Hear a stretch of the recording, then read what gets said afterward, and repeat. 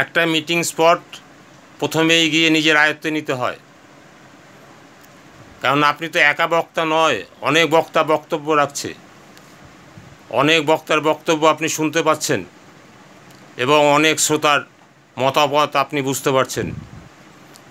ওই শোনা বোঝার মধ্যেই আপনাকে রেডি হতে হবে যে আপনি যেন ফ্লপ না হন, আপনার জন্য শ্রেষ্ঠ হয় বলা। এই চিন্তাভাবনাটাকে আপনাকে নিতে হবে।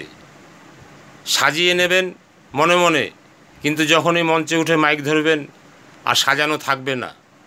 তাই আপনার গভীর অভিজ্ঞতা, সব কিছু দিয়ে বলার অভ্যাস, সব কিছু দিয়ে বলার অভ্যাস আপনার আনতে হবে, থাকতে হবে। যে কোনো জিনিস নিয়ে বলতে পারবেন, এরকমভাবে আপনাকে রেডি হতে হবে। তারপর আপনার সাজানো জিনিসগুলো মনে পড়বে। উঠে ঘাবড়ে গেলেন, তো করলেন, তাহলে সেই মিটিং ভালো হবে না। আপনাকে সেইভাবে প্রস্তুতি নিতে হবে।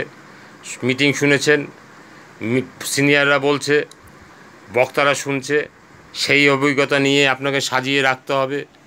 যদি মঞ্চে উঠে ঘাবড়ে যান, আপনাকে চেঞ্জ হয়ে যেতে হবে, শান্ত হয়ে যেতে হবে, অন্য কিছু বলে, যে কোনো কিছু একটা বলে, সাবজেক্ট বলে ঘুরে সেই পয়েন্টে আপনাকে আবার আসতে হবে।